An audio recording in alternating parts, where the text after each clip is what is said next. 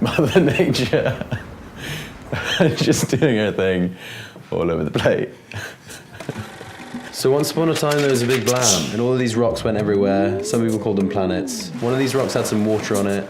All these funky things started happening. Microorganisms like bacteria and yeast started hanging out together, and all these amazing things happened, like fats and acids and all the other building blocks of life. From the fats and acids, we got the start of life on the planets. So the fish and the plants and the monkeys. And from the monkeys came the humans. The humans needed to eat, so they started to breed plant life and animals. And the more they did it, they started to build factories. From the factories, we got all the processed food. The more processed food we ate, the worse we felt. And then we're like, wait, maybe we should go back to where we started.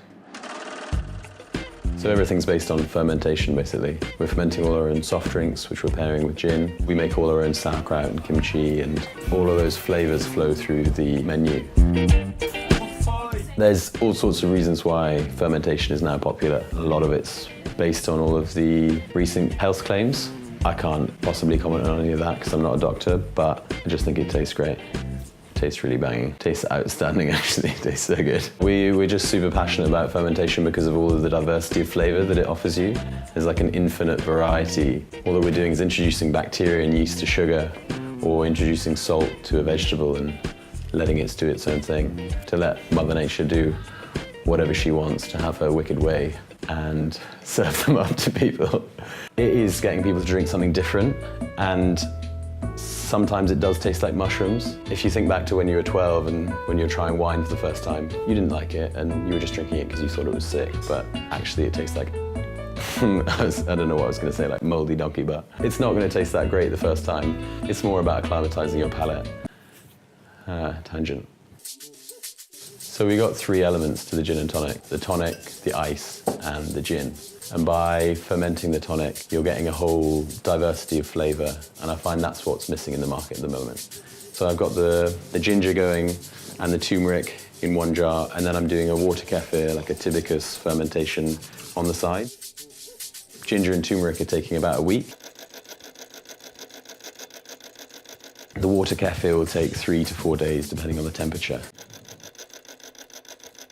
So then after the water kefir is done, I'm bottling it and adding some ginger and some turmeric. You then let that sit in the bottle sealed for another 3 days, and it'll do a natural carbonation.